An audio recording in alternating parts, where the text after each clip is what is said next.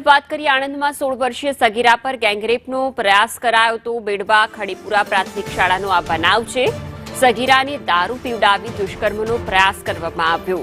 બેડવા ગામના 3 યુવકો પર દુષ્કર્મનો આરોપ લગાવાયો છે। સગીરાને સારવાર માટે વડોદરાની હોસ્પિટલ ખસેડવામાં આવી છે।